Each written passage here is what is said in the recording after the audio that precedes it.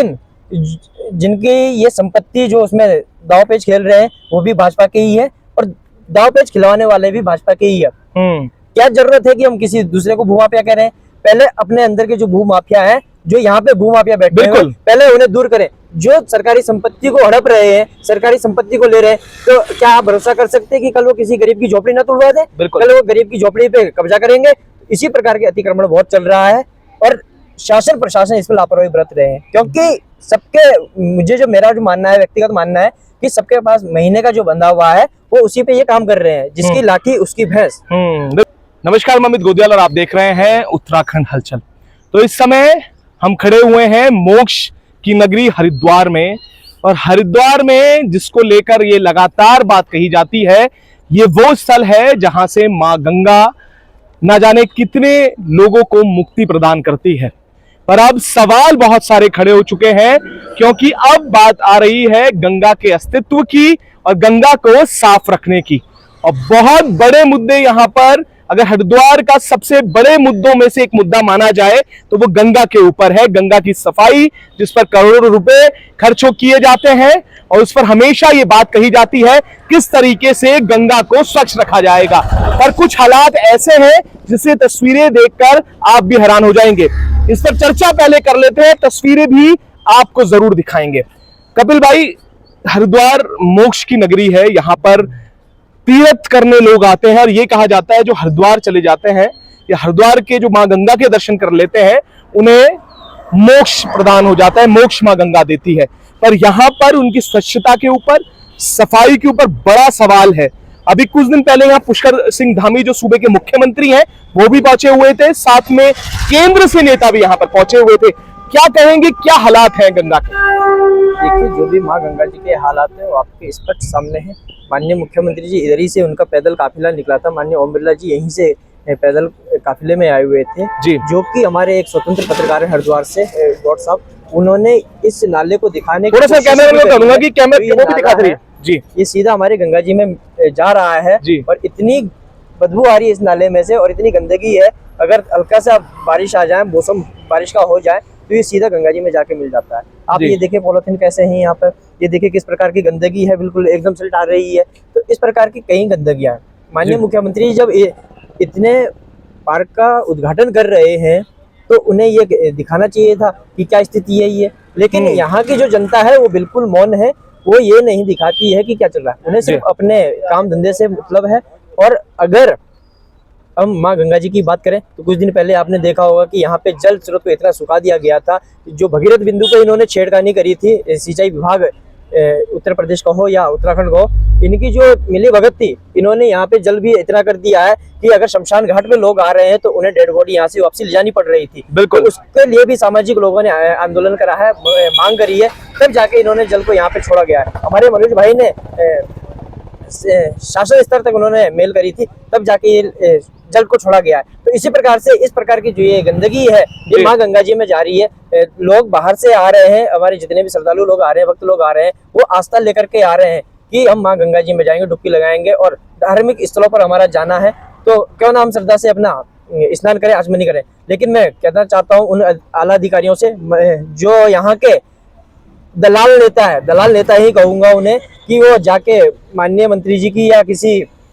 नेता की दलाली करते हैं और बढ़िया फोटो तो खींच के वो दिखा देंगे, लेकिन ऐसी गंदगी भरी फोटो वो कभी अपने नेता को नहीं दिखाते हैं। जब काफिला निकल रहा है तो क्या ये गंदगी दिखानी चाहिए थी? कि गलती किसकी है?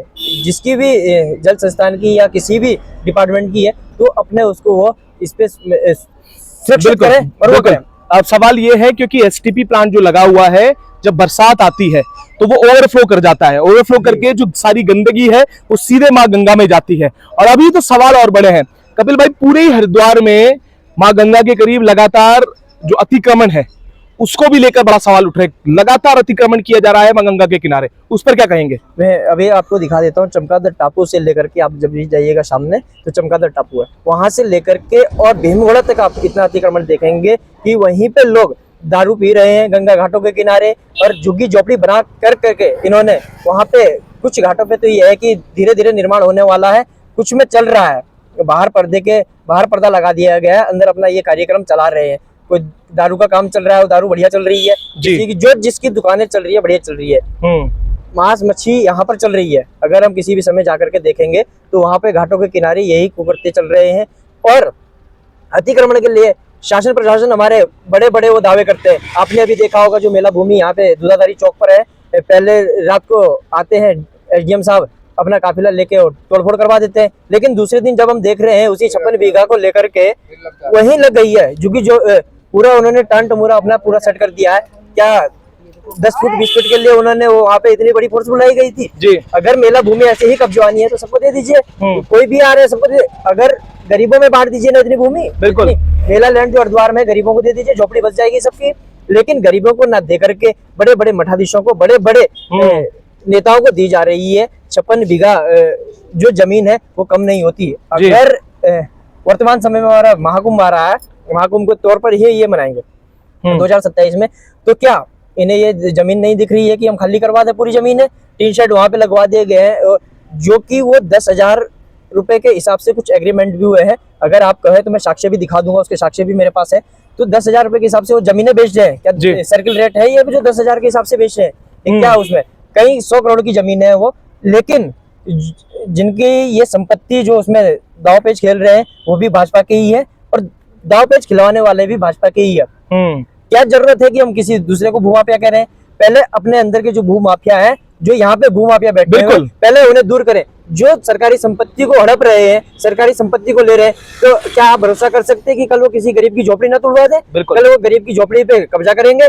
इसी प्रकार के अतिक्रमण बहुत चल रहा है और शासन प्रशासन इस पर लापरवाही बरत रहे हैं, क्योंकि सबके मेरा जो मानना है, व्यक्तिगत मानना है कि सबके पास महीने का जो बंधा हुआ है वो उसी पे ये काम कर रहे हैं, जिसकी लाठी उसकी भैंस। बिल्कुल।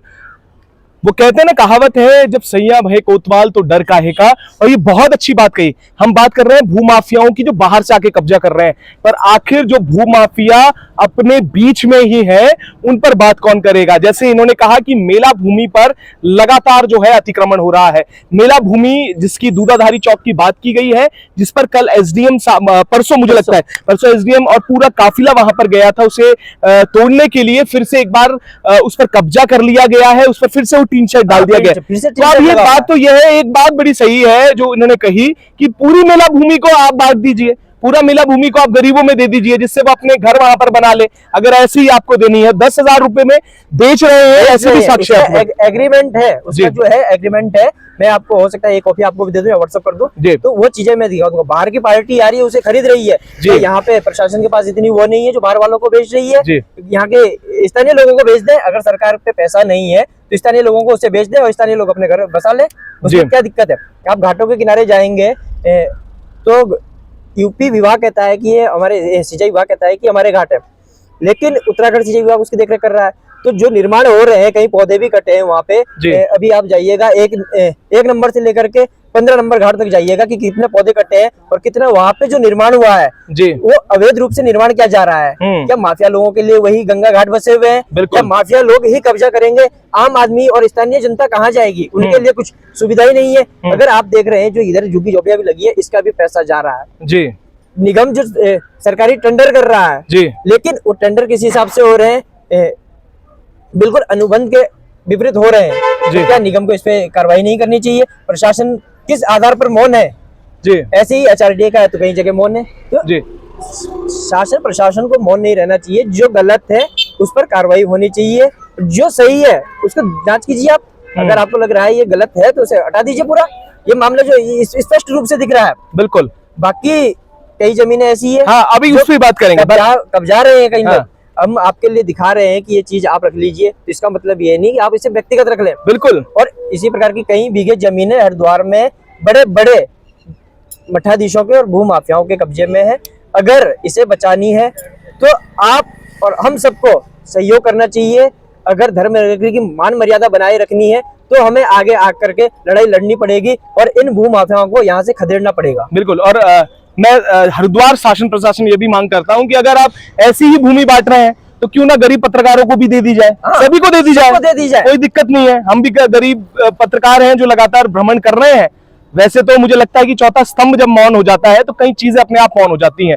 तो वहीं उसका एक उदाहरण है, क्योंकि मुझे लगता नहीं कि अभी इसके बाद एक प्रकरण आपको जरूर और दिखाएंगे, उस पर भी चुप्पी सी लगती है, कुछ शांति सी लगती है। हरिद्वार में लगातार गंगा किनारे अतिक्रमण और साथ में सफाई के नाम पर करोड़ों रुपए का बजट तो आ रहा है, पर एसटीपी की हालत आप देख सकते हैं। जो नाले सीधे जो सीवेज है वो सीधे गंगा में छोड़ा जा रहा है, उस पर आखिर कौन कार्रवाई करेगा, कब करेगा, ये तो ना मैं जानता, क्योंकि इससे पूर्व हमने कुछ साल पहले भी सूखी नदी में एक पूरी स्टोरी कवर की थी, वहां पर बताया था किस तरीके से गंदगी का आलम है। तो उस पर क्या हुआ कोई नहीं जानता। अभी एक और खबर आपको दिखाएंगे, ऐसे ही आप जुड़े रहिएगा, तब तक देखते रहिएगा उत्तराखंड हलचल।